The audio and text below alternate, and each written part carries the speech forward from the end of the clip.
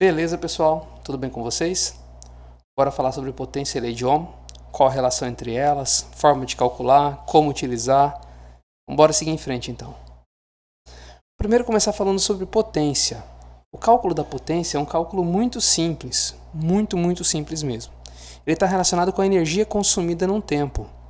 Por isso nós dizemos que quanto maior o consumo de energia de um determinado material num certo intervalo de tempo, maior a sua potência.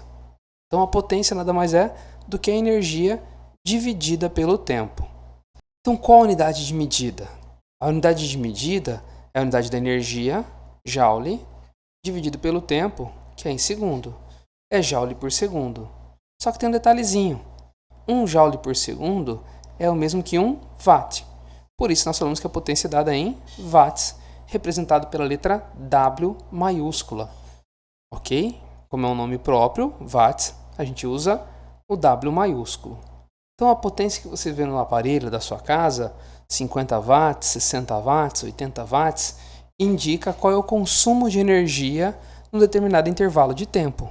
Quanto maior a potência desse meu aparelho, maior o seu consumo de energia. Então aparelhos mais potentes consomem mais energia, enquanto aparelhos menos potentes consomem menos energia. Isso é bacana na comparação, pessoal, porque você vai comprar um determinado material para fazer, sei lá, um liquidificador, por exemplo. E aí você compara as potências. É claro que quanto mais potente ele for, mais forte vai ser esse liquidificador, no sentido de mais rápido ele consegue processar o alimento, mais forte é as hélices dele girando. Mas em compensação, maior é o seu consumo de energia. Então vale a pena fazer essa ponderação na hora de comprar. Qual a outra forma de calcular a potência? A potência também pode ser calculada pela tensão, que lá na minha casa geralmente é de 127 volts, não é isso? Ou 110, fica mais ou menos nessa média, vezes a corrente elétrica. Então, P de potência é igual a tensão vezes corrente elétrica. Eu prefiro corrente elétrica vezes tensão. Dá na mesma, não dá? U vezes I ou I vezes U é a mesma coisa? É que assim eu consigo ler π. Então, para calcular a potência, é só dar um π. P é igual a I vezes U, que eu tenho o cálculo de potência do meu material. Tranquilinho, né? Então, a potência é I, que é dado em ampere, corrente elétrica, vezes U, que é dado em volts. Significa que ampere vezes volts também é o mesmo que watts, que também é o mesmo que joule por segundo. Tranquilo? Bora falar sobre a primeira lei de Ohm. A primeira lei de Ohm, ela relaciona então a tensão com a resistência. Além disso, ela fala como funciona o resistor ôhmico. Em um condutor ôhmico mantido a temperatura constante, a intensidade da corrente elétrica é proporcional à diferença de potencial aplicada entre os seus terminais. Por isso, é possível calcular a resistência elétrica de um material dividindo a tensão pela corrente elétrica. Então, se eu quero saber qual é a resistência elétrica de um material, nós dividimos a tensão pela corrente, ou seja, volts por ampere é a resistência. Mais volts por ampere nós chamamos de ohms e representamos por ômega. Beleza? Ohms, em homenagem a Ohm. Uma maneira mais fácil de apresentar isso aqui é o URI. U é igual a R vezes I. Ou seja, a tensão lá na minha tomada, 110, 120, é igual a resistência vezes a corrente elétrica. Se você reparar, então, quanto maior for a resistência para manter o mesmo valor fixo, menor é o valor da corrente elétrica, não é isso?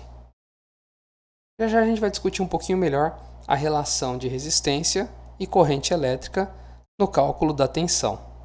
Mas já que agora eu sei calcular, através da primeira lei de Ohm, U é igual a R vezes I, eu consigo reescrever as minhas fórmulas de cálculo de potência. Então vamos reescrever? Nós sabemos que a potência é igual a U vezes I, ou como eu falei, I vezes U, não é isso? E U é igual a R vezes I. Se eu substituir então no lugar de U o R vezes I, nós teremos que a potência é igual a U R vezes I. E o I está aqui. Então, a potência é R vezes I, R I ao quadrado. Assim, eu consigo calcular a potência. Notem que nós já temos 3 formas aqui apresentadas. 2 para cálculo de potência, 1 para cálculo de tensão. Perfeito? Bom, se é possível substituir no lugar do U, também é possível substituir no lugar do I, não é isso? Quem é o I? O U dividido por R é o meu I. Não é isso? Se o R está multiplicando, passa dividindo. Se eu pegar isso aqui e substituir no lugar do I na fórmula original, nós teremos P é igual a U vezes quem é o I? U dividido por R. Então, eu também consigo calcular a potência como tensão ao quadrado dividido pela resistência. Está aqui as 3 formas de calcular a potência. Vamos lembrar delas, então? A primeira forma, a que já foi apresentada, U vezes I, ou π, I vezes U. A segunda forma, R vezes I ao quadrado. E a terceira forma de calcular é U ao quadrado sobre R. Eu tenho uma pequena sugestão. Basta você olhar no exercício quais são os dados que você tem para calcular a potência. Se você tem tensão e corrente, aplica U. Resistência e corrente, aplica a forma 2. Tensão e resistência, aplica a forma 3. Tranquilo, né, pessoal? E a segunda lei de Ohm? A segunda lei de Ohm diz que a resistência elétrica R de um condutor homogêneo, ou seja, de um tipo só, de seção transversal uniforme, é proporcional ao seu comprimento L. Ou seja, quanto maior o tamanho do resistor, maior a sua resistência. Mas, em compensação, ele é inversamente proporcional à área da seção transversal. Também depende do material com qual ele é feito.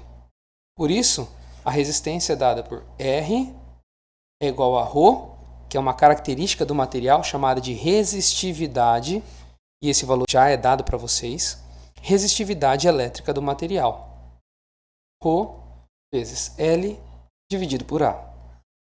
Repare, pessoal, que a gente conversou que quanto maior o comprimento, maior a resistência, e a área é o contrário. Quanto mais fino, menor a resistência. Então, quanto menor a área de secção transversal, quanto mais fino for o fio, esse é um fio muito grosso, resistência pequena. Esse é um fio muito fino, a resistência vai ser maior. Por isso, aquele resistor que a gente conversou na primeira aula sobre resistências, e falamos ali muito bonitinho sobre o efeito Joule, o resistor lá do chuveiro, talvez o mais conhecido, é uma molinha bem fininha e bem grande. Por que ela é bem fina? Porque quanto mais fino for, maior a resistência. E por que ela é comprida? Porque quanto maior for o comprimento, maior a resistência. Essa é a segunda lei de Ohm. Beleza? Tranquilo, né, pessoal? Basta aplicar a fórmula direta, lembrando que a unidade de medida da resistência é Ohm. Ok? Representado por ômega. Até a próxima, pessoal. Valeu!